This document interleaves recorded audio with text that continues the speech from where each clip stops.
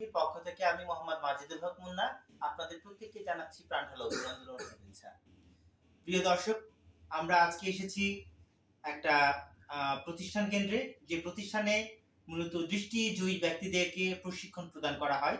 আমাদের সামনে তেমনই একজন শিক্ষার্থী উপস্থিত আছে। আমরা প্রথমত চলুন তার সঙ্গে তার পরিচয় জেনে নিই। কেমন আছেন ভাই? আপনার নামটা একটু বলবেন?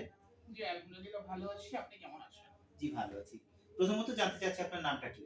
আমার নাম হচ্ছে মোহাম্মদ নয়ন মিয়া। আপনি কোত্থেকে এসেছেন? আমার বাসা হচ্ছে শেরপুর জেলায়। আচ্ছা। আপনি সঙ্গীত সাধনার প্রতি যে আপনার যে একটা স্পৃহা চলে এসছে, এটার মূল উৎস কোথা থেকে? আমি যখন ছোট ছিলাম তখন আমি বিভিন্ন সিঙ্গারদের গান শুনতাম। জি। তো সে থেকে গান শুনে আমি অনেকগুলো গান মোটামুটি মুখস্থ করেছি। তো সেখান থেকেই মূলত আমার গান গাওয়াটা শুরু। তো এখন আমি মাঝে মধ্যেই সেই গানগুলো গেয়ে থাকি। আচ্ছা। আমরা দেখতে পাচ্ছি কি যে এখানে আপনি ঢোলের পরিবর্তে অন্য একটা যন্ত্র নিয়েছেন। এটাতে কি ঢোলের মতো শব্দ হয়? হ্যাঁ, অবশ্যই। আচ্ছা, ঠিক আছে। তো আজকে আপনি আমাদের দর্শকদের উদ্দেশ্যে কি গান শোনাতে চাচ্ছেন? আজকে আমি দর্শকদের উদ্দেশ্যে একটি গান শোনাবো। যে গানটি আ আমি যথাসম্ভব লিখেছিলেন হুমায়ূন আহমেদ। আচ্ছা, আর গানটির কথা হচ্ছে যে, "মরিলে কান্দিস না আমার দায়।"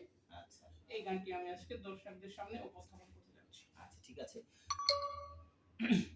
তো প্রিয় দর্শক, আসুন আমরা তাহলে শুনে আসি হুমায়ূন আহমেদের সেই কালজয়ী গান মরিলে কান্দিস না আমার দায়। শুরু করছেন আমাদের নয়ন ভাই। আমরা তার কাছ থেকে গানটা শুনে আসি।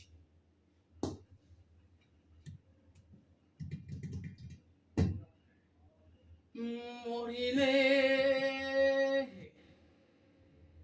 কান্দিস না আমার দায় রে,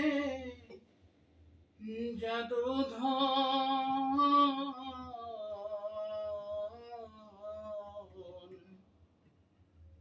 মরিলে কান্দিস না আমার দায়।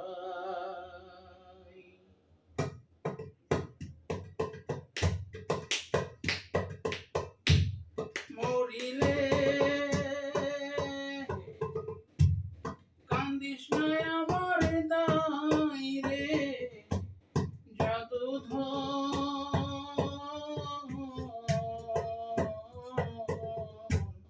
মরিলে কান্দিস না আমার দায়, মরিলে কান্দিস না আমার দায়।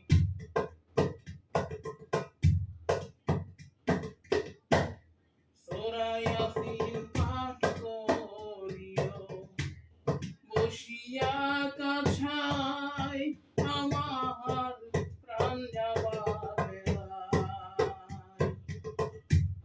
সূরা ইয়াসিন পাঠ করিও বসিয়া কাছাই,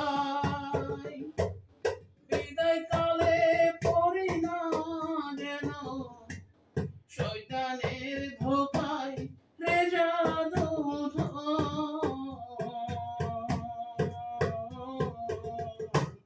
মরিলে কান্দিস না আমার দায়।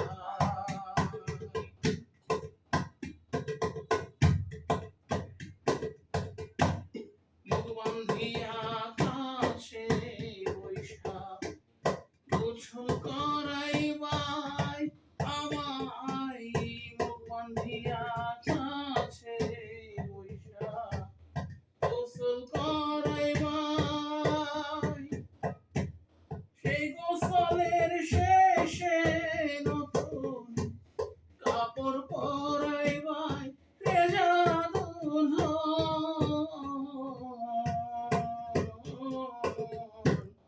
মরিলে কান্দিস না আমার দায়।